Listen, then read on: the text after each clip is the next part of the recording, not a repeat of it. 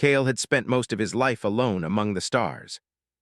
He flew a small salvage ship called the Horizon Drift, moving from one abandoned sector to another, searching for lost cargo, broken stations, or forgotten technology that could be sold for enough credits to survive another month. He was not famous, not important, and certainly not someone anyone expected to change the fate of a galaxy. He was simply human, stubborn, curious, and unwilling to ignore a call for help. The outer trade routes were quiet that day. Stars stretched endlessly in every direction, their lights soft and distant.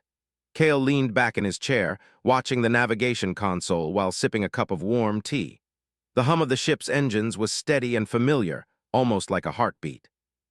He preferred these silent moments because they allowed him to think. Humans were still considered newcomers in interstellar space. Many alien civilizations viewed them with caution. Some admired their adaptability, others distrusted their unpredictable behavior. Cale had heard it all during his travels. He didn't worry about reputation. He only cared about staying alive and doing honest work. A sudden alert interrupted the quiet. A faint signal blinked on his scanner, barely strong enough to register. At first, he thought it was just interference from nearby asteroid clusters, but when he adjusted the receiver, the signal repeated, a distress call. Cale frowned. Distress signals in this region were rare and often dangerous. Pirates sometimes used fake signals to lure salvagers into traps. He studied the frequency carefully. The pattern was complex, layered with encryption far beyond standard civilian technology. He hesitated, ignoring it would be safer. But he turned the ship toward the signal anyway. The asteroid field ahead was dense, filled with massive rocks drifting slowly through space. Dust clouds shimmered in starlight, creating narrow pathways that required precise control to navigate. Cale guided the Horizon Drift carefully, engines lowered to avoid drawing attention. As he moved deeper into the field, the signal grew stronger. "There you are," he murmured softly. A damaged escape pod appeared between two large asteroids, its surface scratched and burned. One of its thrusters hung loose and its power source flickered weakly. The pod looked expensive, far beyond anything a civilian traveler would use. Cale scanned it from a distance. Energy readings were low but stable. Life support systems were still active. Someone was alive inside. He slowed the ship and extended a docking arm. The maneuver required careful timing to avoid pushing the pod into nearby debris. After several tense minutes, the pod locked into place with a soft metallic sound. Cale took a deep breath before opening the airlock. The interior lights dimmed slightly as he stepped into the cargo bay. The escape pod rested in front of him, glowing faintly with unfamiliar symbols along its sides. He recognized the design immediately, Aurelian technology. His stomach tightened. The Aurelians were powerful and mysterious. Their empire spanned several systems, and they rarely interacted with outsiders. Royal Aurelian technology was especially rare. Seeing one here, alone and damaged, made him uneasy. He activated the pod's access panel. The system hesitated before responding, scanning him quickly. A soft chime followed, and the outer shell slowly opened. Inside was a child. The small being lay within a protective cocoon that shimmered like liquid light. Its skin reflected soft colors, shifting slightly as if responding to the environment. Large silver eyes opened slowly, focusing on Cale. For a moment, neither of them moved. Cale felt something strange, not fear, but a deep sense of responsibility. The child looked fragile despite the advanced technology surrounding it. It reached out gently, as if curious about him. "Hey, it's okay," he said quietly, unsure if the child understood his words. The cocoon faded, allowing the child to sit up. A faint glow surrounded it, pulsing softly like a heartbeat. Cale noticed royal markings etched along the pod's interior. His heart skipped. This was no ordinary passenger. He quickly accessed the pod's data logs. Much of the information was encrypted, but a few symbols translated automatically through his ship's systems. One phrase stood out clearly, "Royal Air." Cale stared at the words in disbelief. "You've got to be kidding me," he whispered. He had just rescued the child of an alien queen. Before he could process the situation fully, his scanner sounded another alert. Unidentified ships had entered the asteroid field. Their signals were strong, moving in coordinated patterns. They were searching. Cale's instincts took over. He sealed the pod and secured it inside the ship. The child watched him calmly, showing no panic despite the urgency. "Looks like we're in trouble," he said gently. He powered down most systems, allowing the ship to drift silently between the asteroids. Outside, distant engine lights flashed as several vessels passed nearby. Their designs were sharp and aggressive, nothing like Aurelian ships. Kale held his breath. The child moved closer to him, placing a glowing hand against his arm. A warm sensation spread through him, calming his racing thoughts. He felt understood without words, as if the child sensed his intention to protect. Minutes felt like hours as the enemy ships scanned the area. Finally, they moved deeper into the field, missing his position by only a small distance. Kale exhaled slowly. "Well," he said quietly, looking at the child, "I guess you're staying with me for now." The child tilted its head, studying his face carefully. It seemed fascinated by every movement he made. When he smiled slightly, it attempted to copy the expression, though awkwardly. Despite the danger, Kale laughed softly. He realized that his simple life had just changed forever. Rescuing this child meant becoming part of something much bigger: royal politics, interstellar conflict, and unknown enemies willing to hunt across space. But none of that mattered at the moment. All that mattered was that a child had needed help. And he had answered. Kale did not sleep much after the enemy ships passed. Even though the scanners showed empty space around him, he knew the danger was far from over. Whoever had attacked the royal convoy would not stop searching easily. He sat in the pilot's chair, watching every signal carefully while the small alien child wandered quietly through the ship. The child seemed curious about everything. It touched the walls gently, watching lights respond to its presence.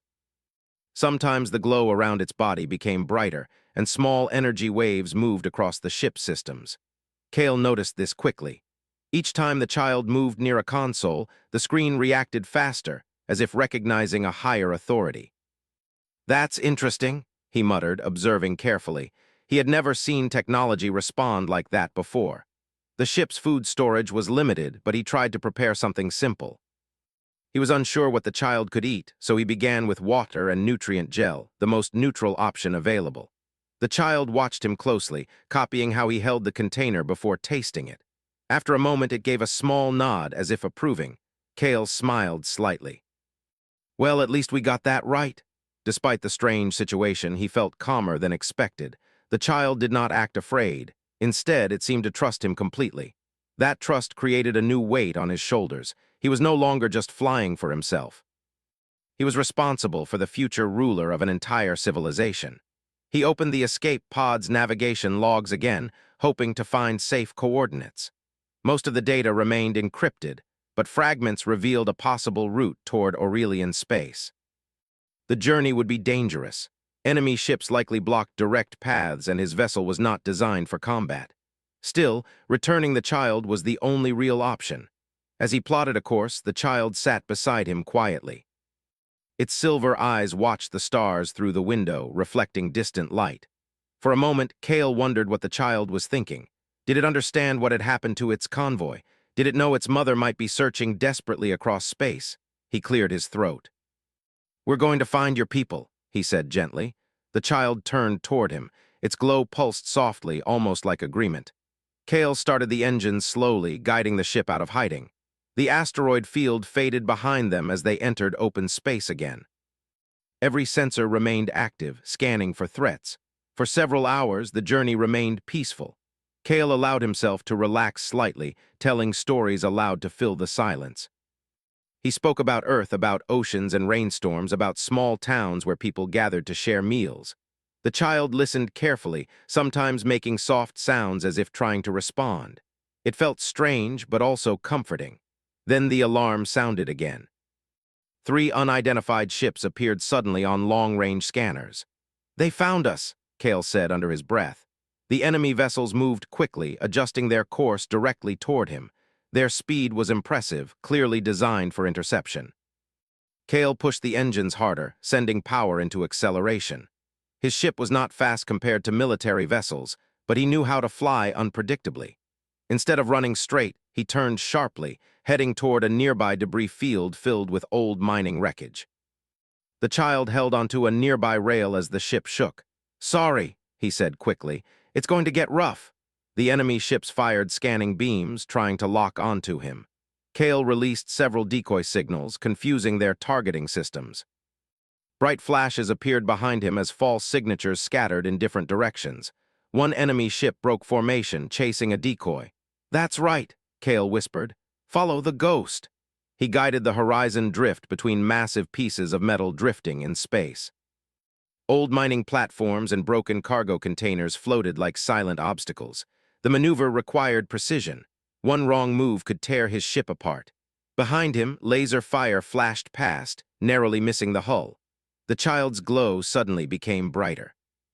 Kale noticed something unexpected. The ship's system stabilized automatically, compensating for damage faster than usual. Navigation calculations improved, predicting safe paths through debris before he even adjusted controls. He glanced toward the child. "Are you helping me?"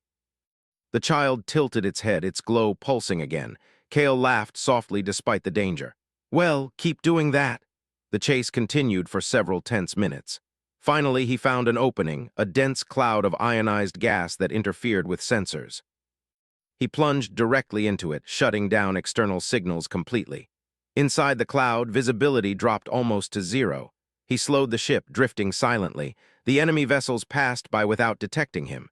Kale released a long breath. That was close. The child approached him slowly and placed its glowing hand against his shoulder. The warm energy returned, calming his nerves. For the first time since leaving the asteroid field, Kale allowed himself to relax. But he knew this would not be the last chase. As hours passed, he worked on repairing minor damage while explaining simple human habits to the child. He showed it how humans used humor to handle fear. He demonstrated smiling again, exaggerating the expression until the child copied him more accurately. The small success made him feel strangely proud. Later, as they approached a nebula filled with swirling colors, Kale made a decision. The nebula would slow them down, but it could hide them from scanners. "We're taking the long way," he said. The ship entered the glowing clouds carefully. Colors reflected across the cockpit, creating a peaceful atmosphere despite the danger. For a brief moment, Kale forgot about enemies. He watched the child looking out the window, completely fascinated by the stars. And he realized something important. He was no longer just protecting a royal heir. He was protecting someone who had begun to change him, reminding him why humans were known across the galaxy not only for strength, but for compassion. Outside the nebula, unseen by him, distant enemy ships changed course again. The hunt was not over. The nebula surrounded Kale's ship like a sea of living color. Bright clouds moved slowly around the horizon drift, glowing softly in shades of blue and violet.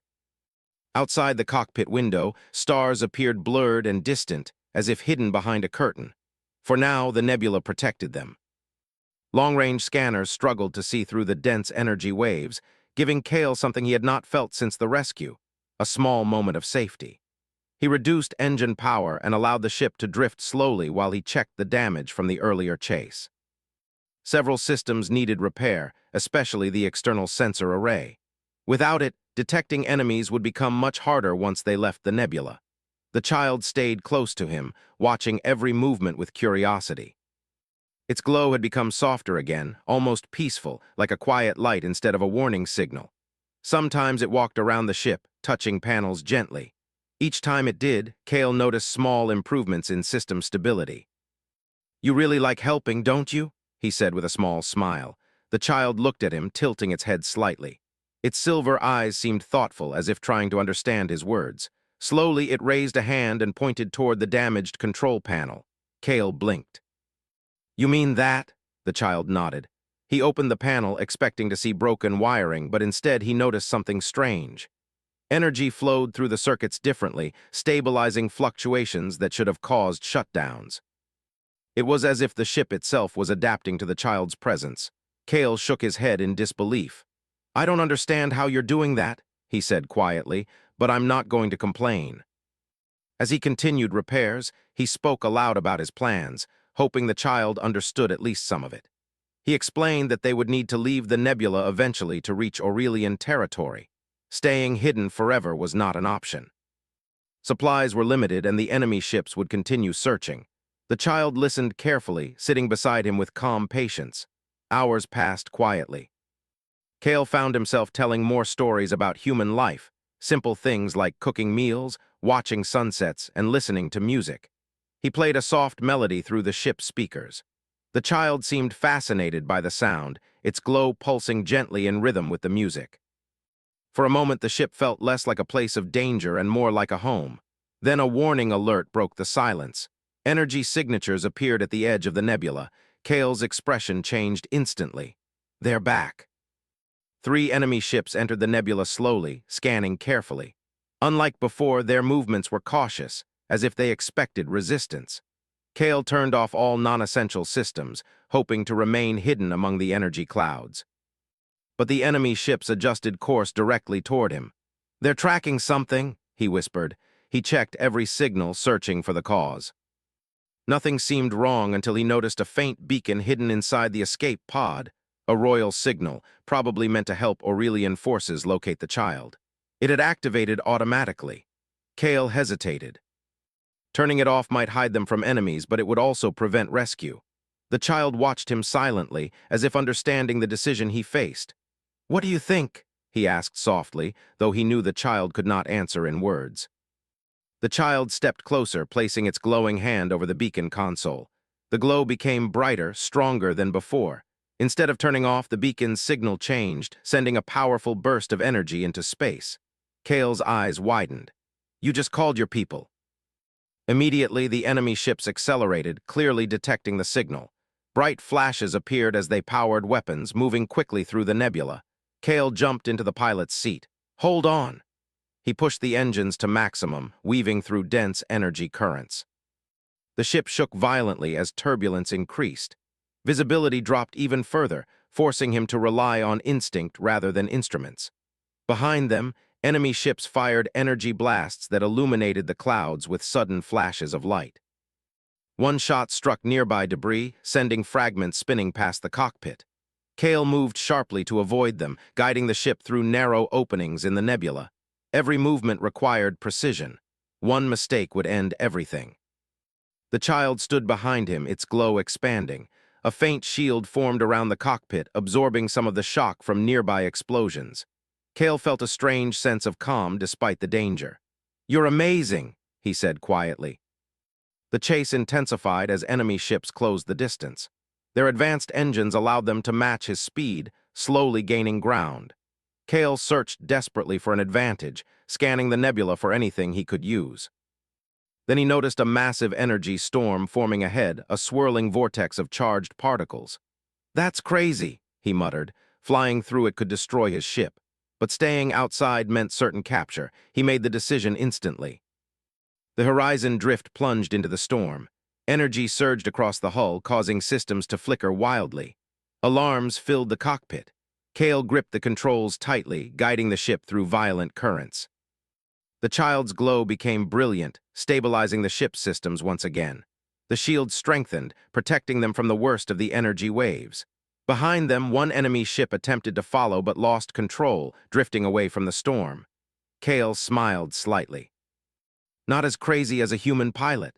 Suddenly, a bright flash appeared ahead. Large shapes emerged from hyperspace, elegant ships glowing with soft light. Aurelian vessels. Their arrival changed everything. The enemy ships turned immediately, trying to escape, but the Aurelian fleet moved with calm precision, blocking their path. Without firing unnecessary shots, they forced the attackers to retreat into deep space. Kale slowed the ship, exhausted but relieved. The child's glow faded gently, returning to its usual soft light. "Well," Kale said softly, "looks like help finally arrived." As the Aurelian ship surrounded him, a peaceful silence filled the cockpit. He knew his journey as a lone salvager was about to end, replaced by something much bigger. And for the first time since this adventure began, he allowed himself to believe they were truly safe. Kale's hands stayed on the controls even after the danger passed. The horizon drift drifted slowly inside the nebula, surrounded by the calm presence of the Aurelian fleet. Their ships were unlike anything Kale had seen up close. They were smooth and bright, shaped like flowing wings, and their engines did not roar or shake the space around them. They moved like quiet thought, controlled and precise. A transmission request appeared on Kale's main screen. The code was Aurelian, but his universal translator tried its best to form meaning. Kale swallowed. His throat felt dry. He accepted the transmission. A calm voice filled the cockpit, clear and careful, like someone speaking to a child who might be frightened. Human vessel. You are within Aurelian protection. Power down weapons if you carry any. Maintain course. Do not attempt sudden movement. Kale almost laughed. His ship barely had weapons. The only thing close to a weapon was a mining cutter he used to open sealed cargo crates. Still, he answered respectfully. This is Kale, pilot of the Horizon Drift. I'm not armed for combat. I rescued the child from a damaged escape pod. The child is safe. There was a brief pause, as if the Aurelian speaker was processing the words. Confirmed. The Royal Air Signal is present. Maintain course. You will be escorted. Kale exhaled slowly. His shoulders finally loosened. The child stood beside him, watching the holographic screen with quiet curiosity. Its glow was soft again, but Kale sensed a different energy now, like relief. The Aurelian fleet guided Kale out of the nebula. As they left the colored clouds, open space appeared again, clean and wide, with stars shining sharply. The Aurelian ships formed a protective pattern around him, like a moving shield. Kale checked his fuel and systems. His ship was damaged but stable. He could keep up as long as they did not demand high speed. Hours later, a shimmering light appeared ahead. Kale's console recognized it as a hyperspace gateway created by Aurelian technology. It looked like a large ring of floating light, made of countless tiny particles moving in perfect order. Even from a distance, he could feel the power of it. His ship's translator displayed a message. Prepare for guided transit. Kale took a breath and nodded. He had used human gates before, but this felt different. Human technology pushed through space like a hammer. Aurelian technology opened space like a door. His ship entered the gate. For a moment, everything became silent and bright. The stars stretched into soft lines, then turned into a smooth field of light. Kale felt pressure in his chest, not painful, just strange, like riding an elevator too fast. The child reached for his hand. Kale let it hold on, offering comfort without thinking. Then the light faded. The Horizon Drift emerged into a new system. Kale's eyes widened. He had seen beautiful worlds before, but this was beyond his imagination. A massive planet filled half the view, colored in deep greens and shining silver rivers. Around it floated structures that looked alive, not metal towers or simple stations, but shapes like giant coral, glowing softly and moving slowly as if breathing. Smaller moons and rings shimmered with gentle light. This is, Kale whispered. His translator offered the name, Aurelian Prime. The escort ships guided him toward a docking platform near one of the floating structures. Kale expected harsh security and cold weapons pointed at him. Instead, what he saw was calm order. Smaller Aurelian craft moved around like worker bees, guiding traffic with silent signals. As his ship docked, a soft magnetic lock connected to his hull. The airlock interface lit up and displayed a simple instruction. Remain calm, you will be received. Kale stood slowly, smoothing his worn jacket as if that would make him look more official. He turned to the child. You're going home, he said gently. The child's eyes brightened. It made a soft sound, not a word, but something like a relieved breath. The airlock opened with a quiet hiss. A group of Aurelian guards waited outside. They were tall and elegant, wearing armor that looked like polished stone mixed with light. Their weapons were not raised. Their posture showed control, not fear. One stepped forward holding a small device. Human Kale, the translator rendered. Follow, the Queen awaits. Kale swallowed. The Queen, he nodded and stepped out. The child walked beside him confidently, as if it belonged here, as if it knew the way. Seeing that gave Kale a strange feeling. He had saved the child, but the child was not helpless. It had power, presence, and a quiet dignity that made even trained guards stand a little straighter. They moved through glowing halls. The floors were smooth and warm under Kale's boots. Walls shimmered like pearl, reflecting soft colors. There were no harsh lights, only natural glow. It felt like walking through a living dream. Kale tried not to stare, but everything was new. Even the air smelled different, clean and fresh, like rain after a storm. They entered a wide chamber with a high ceiling. Large windows showed the planet below, shining with rivers and forests. In the center stood a raised platform, and there she was, the alien queen. Kale had expected something cold and distant, someone who would look at him like a small insect. But the queen's presence felt like a calm storm, powerful yet controlled. She wore robes that flowed like liquid light. Her eyes were bright and sharp. the kind of eyes that could read truth without words. The child broke into a quick run, moving toward her. The queen stepped down and opened her arms. The child went into them without hesitation. Kale watched quietly, feeling relief wash through him. For a moment, the queen held the child close, her hand resting on the child's head. Her eyes closed briefly.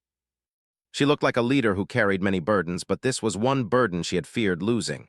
When she opened her eyes again, she turned her gaze to Kale. The room became very quiet.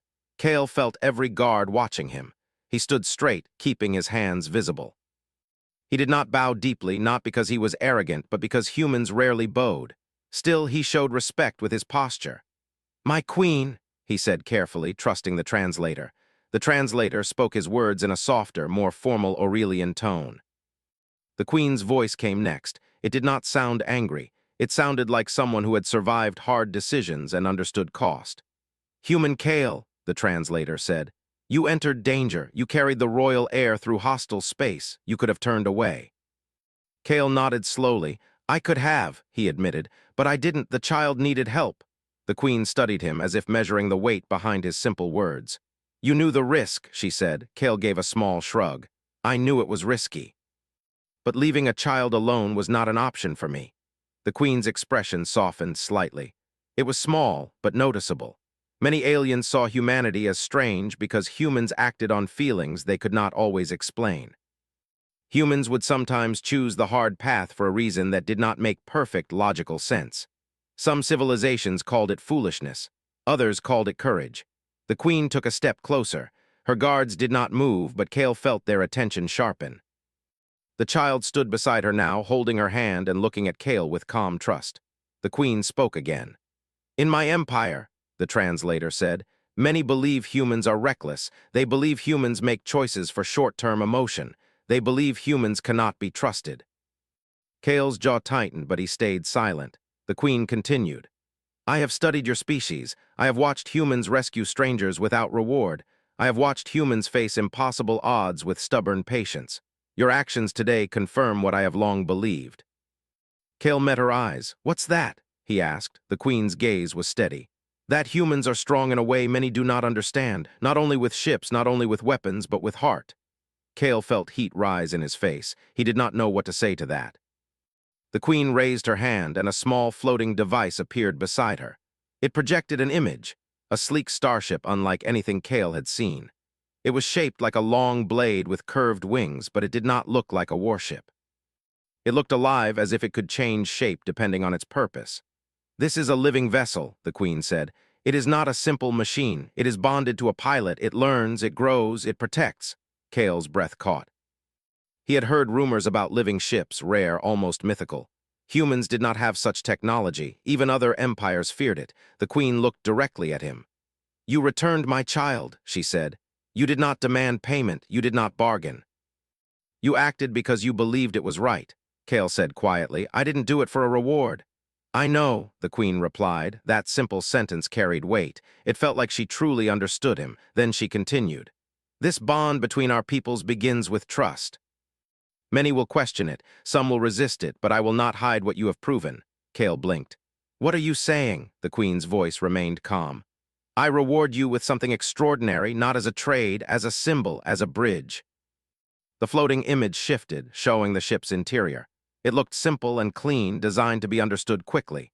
There were no confusing alien symbols. The ship seemed to adapt to the viewer like it was already trying to communicate. Kale stared, stunned. "You're giving me that ship?" he asked, unsure he heard correctly. The queen nodded. "This vessel will bond to you. It will respond to your mind and your instincts. It will protect you, and it will carry you farther than your current ship ever could." Kale's mind raced. He thought of how many enemies might want such a ship. He thought of how dangerous this gift could be. "Why me?" he asked. The queen looked down at her child, then back at Kale.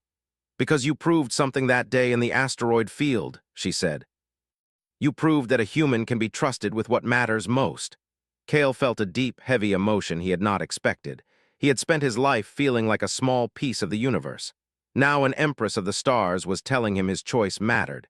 He took a slow breath. "I don't know if I deserve it," he said honestly. The queen's eyes narrowed slightly, not in anger, but in focus. "You deserve it because you doubt," she replied. Those who seek power rarely question themselves. Those who act with care often do. Kale did not have a perfect answer. He simply nodded. The child stepped forward holding a small object, a glowing crystal disc. It offered it to Kale with both hands. Kale accepted it carefully. The translator displayed words, bond key. Kale looked up at the queen. She nodded once. Touch it, she said. Kale placed his thumb against the disc. A warm pulse moved through his hand, up his arm, and into his chest. It did not hurt. It felt like a handshake, a calm greeting, as if something unseen recognized him. For a brief second, Kale saw a vision, not with his eyes, but in his mind. He saw stars. He saw routes through deep space. He saw a ship waiting, listening, ready. Then the feeling faded. Kale stepped back, breathing slowly. The queen watched him. The bond is accepted, she said. The ship will recognize you. Kale turned to the child. The child smiled, copying the human expression more clearly now, as if proud. Kale smiled back. In that moment, he understood the true reward was not the ship alone.